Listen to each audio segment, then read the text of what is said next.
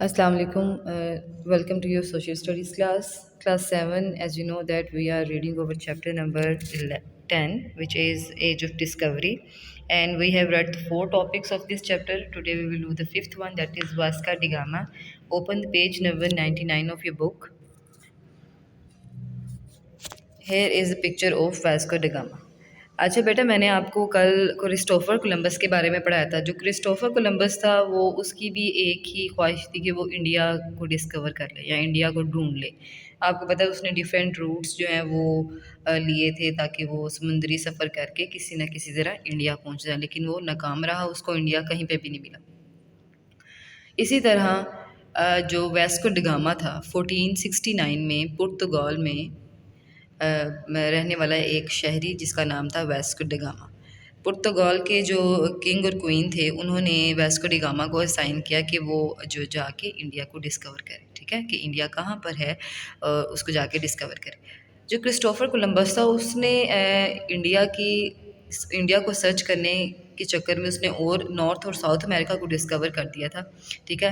लेकिन अभी भी जैसे मैंने आपको बताया था, सब कहते थे जो बरसगीर है वो सोने की चिड़िया है, हिंदुस्तान सोने की चिड़िया है, तो वहाँ पे बहुत से गोल्ड सिल्क उसकी वहाँ की स्पाइसेस बहुत मशहूर थी, तो लोग उस पर उधर जाना चाहते थे और वहाँ से ये चीज़ें लेके आना चाहते थे। इसलिए पुर्तगाल के जो कोई किंग था उसने क्या किया, उसने वहाँ के रहने वाला एक शहरी उसको वास्को ड गामा को काफ़ी ज़्यादा उसने उसको एक्सपेंडिचर्स दिए और उसको कहा कि तुम जाओ और जाकर जो है ना इंडिया को ढूंढो समुद्री सफ़र के ज़रिए। अब वास्को डी गामा ने अपना जो है ना वो काफ़िला तैयार किया, बहरी बहरी बेड़े में से उसे बादशाह ने उसको जहाज़ वगैरह दिए, ठीक है, बहरी जहाज़ दिए, और वो अपनी बहरी जहाज़ लेकर तो चला गया। पहला सफ़र उसने 1497 में स्टार्ट किया। उसके पास 3 कश्तियाँ थी, ठीक है, तीनों कश्तियों पे उसने जो है ना सफ़र करना शुरू किया, और वो कुदरत की तरफ से वो सही रूट पे जा रहा था। वो गुज़रता हुआ सबसे पहले अफ़्रीका से गुज़रा, अफ़्रीका से फिर गुज़रता हुआ वो आगे चला गया, और वहाँ जहाँ पे उसने स्टे किया थोड़ी देर के लिए, 4 माह के बाद जहाँ उसने थोड़ी देर के लिए स्टे किया, अफ़्रीका का ही एक जज़ीरा था वहाँ पे, तो वहाँ पे उसको एक मुसलमान ताजिर मिला। तो उसने मुसलमान ताजिर को पहले तो नशा और अद्वियात दी, ठीक है, उसको अपने कंट्रोल में कर लिया, और फिर उससे कह के, क्योंकि उसे उसे तो उस तरह जो है ना रास्ते पता थे बरसगीर के हिंदुस्तान के, जैसे कि कोई आसान सा रास्ता हो, तो वास्को डी गामा को एक क्लू मिल गया हुआ था। उसने कहा इसको तो मैं पकड़ के रखता हूँ, यही मुझे बरसगीर लेके जाएगा। अब वास्को डी गामा ने उसको कहा कि तुम मुझे बरसगीर ले जाओ, वो बरसगीर ले गया।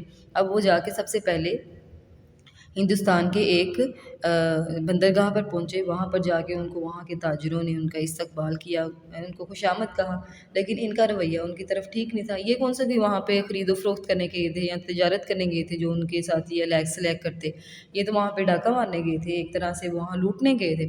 तो इन्होंने ना अपनी कोई कोई पॉजिटिविटी शो नहीं की, और बस उसने उस ताजिर को कहा कि मुझे यहाँ पे कुछ गोदाम ले दो और मैं यहाँ पे अपना कारोबार करना चाहता हूँ।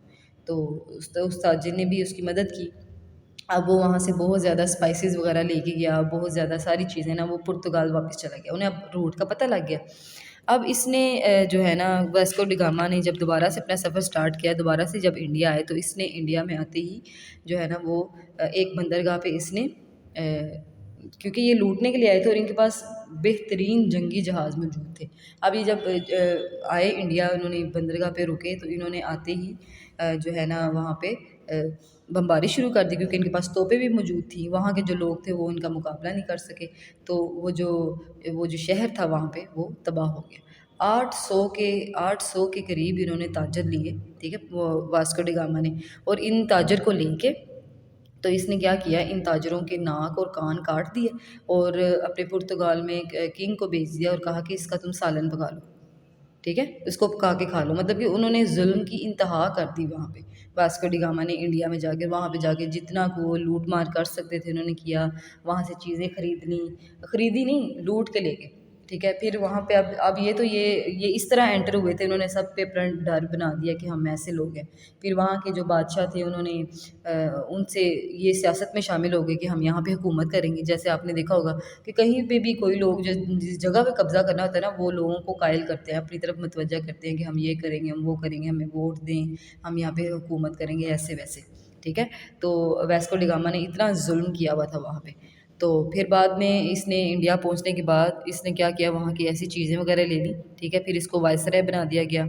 इसका जो पुर्तगाल का जो किंग था इससे बड़ा इम्प्रेस हुआ था, इसने इसको वायसराय बना दिया। फिर 1524 में ये फोर्थ हो गया, ठीक है, एज अ वायसराय फोर्थ हुआ। लेकिन इसकी जो उसने इसने जुल्म ढाए थे ना, वो एक मेमोरी छोड़ गए पीछे, कि ये इतना जालिम इंसान था कि इसने नाक और कान ताजरों के काट दिए थे और उसको पुर्तगाल के किंग के पास भेज दिया था ख़त लिख के कि तुम इसको एज अ फूड जो है तुम, मतलब कि ऐसे जैसे कहा ना कि तुम पका लो इसको, ठीक है। अब हम रीडिंग करते हैं इस चैप्टर की, इस टॉपिक की। Open the page number 99, Vasco da Gama. Vasco da Gama was born in 1469 in Sines, Portugal. It was the age of exploration. Exploration का क्या मतलब, लोग नए नए लैंड्स बना रहे थे, नए नए लैंड डिस्कवर कर रहे थे।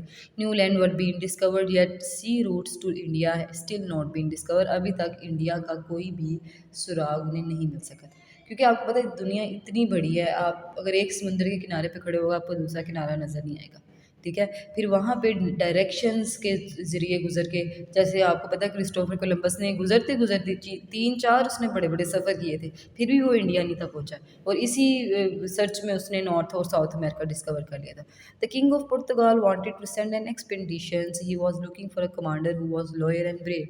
वो देखना चाह रहा था, वो इस सर्च में था कि कौन सा ऐसा कमांडर है जो इस बहादुर हो और वफादार भी हो। तो उसको फिर वेस्को डेगामा मिला, ठीक है। Vasco da Gama was of noble blood and a good sailor. वो एक अच्छा कश्ती चला भी सकता था और एक अच्छा इंसान था उसकी नज़र में। They set sail in July 1497। 1497 में उन्होंने अपनी पहली कश्ती, अपना पहला काफिला जो है 3 कश्तियों के साथ लेकर चला। They passed the Cape of good hopes in Africa and after 4 month, वो अफ्रीका, मैंने आपको बताया ना, वो अफ्रीका के रूट से गुजरे 4 माह तक, ठीक है। वो 4 माह के बाद वो वहाँ से गुजरे। After that the C became very rough.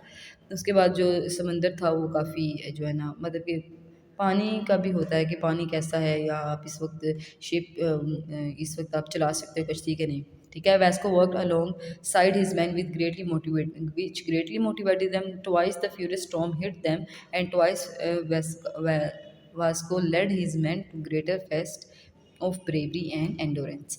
2 दफ़ा उनको तूफ़ान ने आज जकड़ा, लेकिन इसके जो साथी थे उन्होंने इसका बड़ा साथ दिया और बहादुरी के साथ उनका मुकाबला किया। The king of Melinda, are trading city in Africa, proved very helpful. मैंने आपको बताया था ना कि वो अफ्रीका के किसी एक जजीरे में रुका था थोड़ी देर के लिए।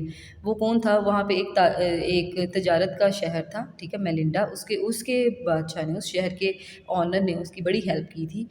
उसकी जो है ना, उसकी हेल्प की, उसको शिप्स वगैरह प्रोवाइड की। He gave him pilots who guide the Portuguese to India. उसने उसको बहरी मतलब कि पायलट्स भी दिए, ठीक है। और जो कश्ती चलाने वाले थे जिनको पता था कि इंडिया का रूट कहाँ है। पहले तो मैंने आपको बताया ना कि एक ताजर को उसने ऐसे कर लिया था उसके, लेकिन उसके अलावा अफ्रीका के भी जो आदमी था, क्योंकि हर कोई अपना बी ऑप्शन रखता है, बी प्लान रखता है कि अगर इन्होंने मुझे धोखा दिया तो कोई तो मेरे पास होगा। He gave him pilot who would guide the Portuguese to India. They reach India after 20 days. उस जजीरे से गुजरने के 20 दिन बाद वो इंडिया पहुँच गए। It took them 300 years and 4 days on the sea which they had set out from the Portugal। पुर्तगाल से चलने में उनको पूरा एक तकरीबन पौना साल लग गया, ठीक है। थ्री कह रही हूँ, सॉरी, 304 डेज उनको लग गए थे, ठीक है। अच्छा, यहाँ पे देखें, यहाँ पे वही जैसे वो इसके बहरी बेरे, ये देखें, ये जहाज़ वो लेके आए थे, 2-3 जहाज़ थे जब वो उसने लैंड किया यहाँ पर अफ्रीका के लैंड पे, ठीक है, मेलिंडा में। ये भी उसी की एक तस्वीर है, ठीक है। जब ये पुर्तगाल के लोग यहाँ पे आए तो मेलिंडा के लोगों ने इनको काफ़ी ज़्यादा जो है ना वो सपोर्ट किया था, ठीक है। अच्छा, they had bought present clothes knife mirror extra. In return the king gave Vasco जर्ल्ड सोल्ड। अब वहाँ का जो इंडिया का जो बादशाह थे, जब ये इंडिया में लैंड करके वहाँ से उन्होंने काफ़ी ज़्यादा चीज़ें ले ली, क्लोथ्स ले लिए, नाइफ्स ले ली, क्योंकि इंडिया का जो सिल्क का कपड़ा था वो बहुत मशहूर था, ठीक है, अच्छे कपड़े यहाँ से मिलते थे, तो वो ले लिए। लेकिन जो किंग था इंडिया का उसने वास्को को एक तलवार दी, ठीक है, जो कि हीरे मोतियों से जुड़ी हुई थी। He allowed them to buy and sell as a wish, और उन्होंने उसको इजाज़त दी जैसे तुम चाहते हो अपनी खरीदो फरोख्त करो, यहाँ पे अपनी तजारत करो। The Portugal set sail for their homeland landed the ट्रेयर। अब पुर्तगाल ये जो था वास्को ड गामा का कश्ती थी, इन्होंने वापस जाने का प्लान बनाया कि अपने घर वापस चले जाएँ, बहुत ज़्यादा हाइप लेके गए। They reach Portugal 2 years and 8 month after they had left it. 2 साल और 8 महीनों के बाद ये इंडिया से पुर्तगाल वापस चले गए, ठीक है। ये इसकी शिप थी जब ये वापस जा रहा था, ठीक है। There was great rejoining. A new road had been discovered to a country which was famed for its riches. अब उन्होंने एक नया रूट बना लिया था, उन्हें पता लग गया था कि ये रास्ता है, हम यहाँ से गुजर के इंडिया जा सकते हैं। Wesco was cambered with many titles. Wesco को बहुत ज़्यादा खिताबात मिले क्योंकि इंडिया का उसने रास्ता बना दिया था। अब लोग उसको तरह तरह के खिताब दे रहे थे, उसको बहादुर कह रहे थे, उसको वफादार कह रहे थे। The king send another expedition of 13 ship. अब की बात, जब मैंने आपको पहले बताया ना कि हमला हुआ था इंडिया के बंदरगाह पे, अब ये वाली वो वाली बात आ रही है, ठीक है। अब किंग ने क्या किया, पुर्तगाल के किंग ने 13 कश्तियाँ भेजी और पुर्तगाल के साथ उसको इंडिया भेज दिया। 4 रीच इंडिया। अब दरमियान में स्ट्रॉन्ग वगैरह भी आए, कितनी ज़्यादा शिप्स उनकी ऐसी तबाह हो गई, 4 बज गई, चारों इंडिया चली गई। They get loaded their ship. उन्होंने वहाँ पे, मैंने आपको बताया ना जैसे उन्होंने वहाँ पे जुल्म किया, काफ़ी ज़्यादा जुल्म किया, और जो लूट मार कर सकते लूट मार करके अपनी कश्तियों में भर लिया उन्होंने। Unfortunately many of the Portuguese were killed. इस जाहिर बात है इंडिया लोग भी तो वार करते ही ना, आगे से जवाबी कार्रवाई तो करनी थी उन्होंने। बहुत से पुर्तगीज़ भी मरे, ठीक है। तो 3 कश्तियाँ वो लेके वापस आ गया, और इन कश्तियों में उसने 8, यहाँ लिखा हुआ है there was a great anger Vasco offer to go and exact revenge. अब जब वेस्को वापस आया तो उसने कहा कि मैं बदला लूँगा इनसे। जब वो गया उसने 13 शिप्स के साथ गया, और जिसमें से 10 जो थी वो जो जंगी जहाज़ थे, ठीक है। अब वो इंडिया पहुंचा, उसने जाते वहाँ पे हमला किया और 800 मासूम ताजरों को लेके उनके हाथ पाँव बांध दिए, ठीक है, और उनके हाथ पाँव बांध के उनके नाक और उनके कान काट दिए। Their ship were set on the fire. उन्होंने उनकी कश्तियों को आग लगा दी। The king of the India waged war but was no. अब इंडिया के जो बादशाह थे उन्होंने भी जंग का ऐलान कर दिया, और आसपास के ममालिक जो वहाँ पे उनके फ्रेंड्स थे जैसे ईरान और इराक, उनके भी जो थे ना किंग्स, उनको मदद के लिए पुकारा, तो वो मदद के लिए आए, लेकिन कोई भी, क्योंकि उनके पास 10 जंगी जहाज़ थे। 10 जंगी जहाज़ का मतलब है वो एक जंग फतह करने आए थे, वो पूरी तैयारी से आए हुए थे। अब यहाँ पे जो इंडिया वाले थे इन्होंने तो कोई तैयारी नहीं थी कि इन पे तो अचानक हमला हुआ था। जो मदद उन्होंने दूसरे ममालिक ने की उनसे भी इनका कुछ भी नहीं बना। The ship were set on fire. अब जाहिर बात है ये जहाज़ जो है ना ये जंग समंदर में हो रही थी, जहाज़ों के ज़रिए हो रही थी। अब उनके जहाज़ को उन्होंने आग लगा दी, ठीक है। The king of India waged war but was no match for their better Portuguese ship. More cruelty followed. अब जुल्म और बढ़ता गया। Portuguese colony was establish and 10 landed ship departed for the Portugal. और 10 कश्तियों को पुर्तगाल वापस भेज दिया, ठीक है। यहाँ पे देखिए, यहाँ पे जुल्म की था, उन्होंने लोगों को पकड़ के उनको ऐसे बांध के तो उनके नाक और कान काटे, ठीक है। ये जुल्म की इंतहा कर दी थी, ये देखिए ऐसे इन्होंने जुल्म किया था पुर्तगाल के लोगों ने। वही मैंने आपको कहा ना कि जब ये फोत हो गया तो तब इसको उस नाम से नहीं जाना जाता, वैसे तो जाहिर बात है जाना जाता है क्योंकि इसने सबसे पहला इंसान था जिसने इंडिया का रूट डिस्कवर किया था, लेकिन ज़्यादा अपने जुल्म की वजह से ही मशहूर हुआ, ठीक है। ये देखें इसके बहरी बेड़े, तैयार शुदा जंगी जहाज़ ये ले के आए थे, बिल्कुल तैयार आए थे, जंग के लिए आए थे कि हम वहाँ के लूट मार कर लेंगे। अब क्या हुआ इस दौरान जब जंग हो रही थी ना, तो पुर्तगाल के बादशाह से ना ये इंडिया के बादशाह ने मदद मांगी। तो अब इंडिया का जो बादशाह था ना अब पुर्तगाल जो थे ना वो मदद करने नहीं थे किसी के आ रहे, इतना तो उनमें है ही नहीं था ज़र्फ़ के वो किसी की मदद करें। उन्होंने धोखे से उस बादशाह के मदद के लिए हाँ कर दी, ठीक है। और उन्होंने उसको कश्ती पे बुलाया कि तुम इधर आओ हमारे साथ मुआहिदा करो कोई। जब वो करने आया तो उसने उसी बादशाह को पकड़ के दरिया में फेंक दिया और जुल्म की उन्होंने इंतहा कर दी। तो उसके बाद से ना एक डर बैठ गया कि ये जो पुर्तगाल के लोग हैं ये बहुत ज़्यादा ज़ालिम। Great honour was once again conferred to him. दोबारा से उसको बड़ा ज़्यादा पेज़राई मिली कि वेस्को ड गामा ये, तो वेस्को ड गामा ये, उसकी बल्ले बल्ले हो रही थी। He was sent again to India to take over for the viceroy who was not doing well. अब उन्होंने क्या किया, इंडिया में भेजा और वहाँ का जो वाइसराय था उसको हटा दिया और ये एज अ वाइसराय वहाँ पे चला गया। He died the same year, जिस ईयर उसको वाइसराय बनाया था उसी साल इसकी डेथ हो गई 1524 में। He had done a lot for his king and the world but his cruel treatment has stain this memory. और उसने किंग और क्वीन की बड़ी मदद की थी, लेकिन उसका जो एक होता है ना दाग या धब्बा पड़ जाना कि इसने बहुत जुल्म किया था, वो इसका हमेशा के लिए रह गया। ठीक है, तो बेटा ये था वास्को डी गामा। ठीक है, आपने अच्छे से इसकी रीडिंग करनी है। डायरी आपकी ये है कि आपने इन पेजेस की रीडिंग करनी है। और लॉन्ग क्वेश्चन नंबर 4, ठीक है, वो मैं आपको अभी पिक्चर सेंड कर दूँगी, आपने वहाँ से देख के अपनी कॉपीज़ में neat and clean hand writing में आपने इसको लिख लेना है। मार्जिन लाइन ड्रॉ करनी है। ठीक है, डेट एंड डे मेंशन करनी है। Use blue marker and blue pen. Neat hand writing में आपने अपना क्वेश्चन जो है ना वो अटैम्प्ट करना है। ठीक है, और अच्छे तरीके से आपने इसको लर्न भी करना है। Thank you.